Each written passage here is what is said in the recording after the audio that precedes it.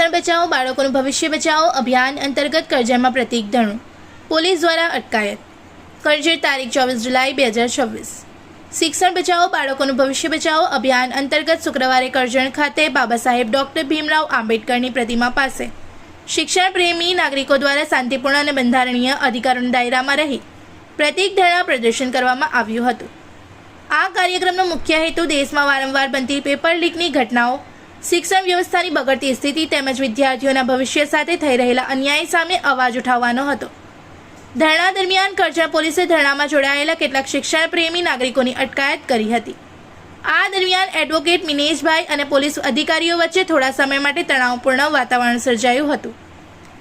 Advocate મિનેશભાઈએ police સમક્ષ રજૂઆત કરતા જણાવ્યું હતું કે અમે ભારતના બંધારણ દ્વારા આપવામાં આવેલા શાંતિપૂર્ણ વિરોધના અધિકારનો ઉપયોગ કરી રહ્યા છીએ।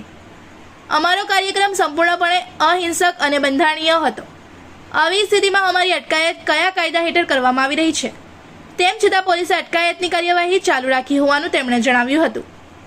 ધરણા આયોજકોએ જણાવ્યું હતું કે લોકશાહી વ્યવસ્થામાં શાંતિપૂર્ણ અને બંધારણીય રીતે કરવામાં આવતા વિરોધને દબાવવાના પ્રયાસો લોકશાહી મૂલ્યો અને નાગરિકોના મૂળભૂત અધિકારોને અનુકૂળ નથી।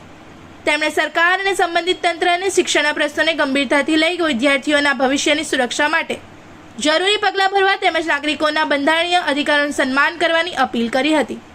રિપોર્ટર તસ્લીમ પીરાવાલા।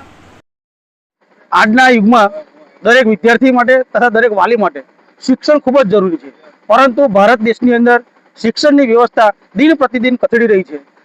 ઘણી શાળાઓમાં શિક્ષક નથી, કેટલા બાળકો શાળાની પર છત નથી અને છેલ્લા ઘણા સમયથી જંતર મંતર ખાતે અનેક વિદ્યાર્થી દેશના શિક્ષણ બચાવવા માટે, બાળકોનું ભવિષ્ય બચાવવા માટે આંદોલન કરી રહ્યા છે।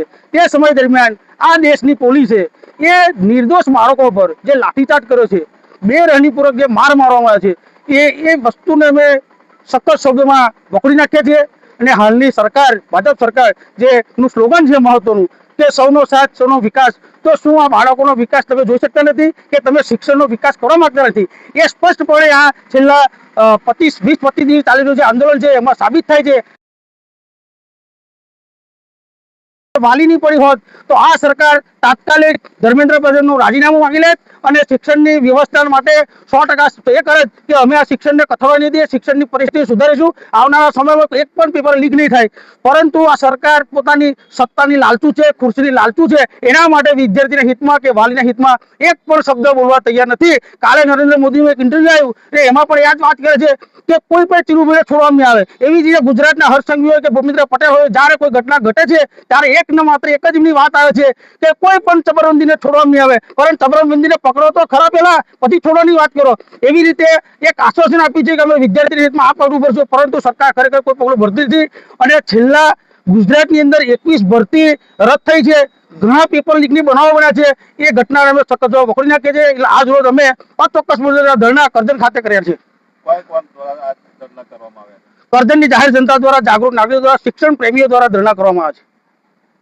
इस वीडियो को लाइक करें, हमारे चैनल को सब्सक्राइब कर बेल आइकन जरूर प्रेस करें हमारी न्यू वीडियो सबसे पहले देखने के लिए।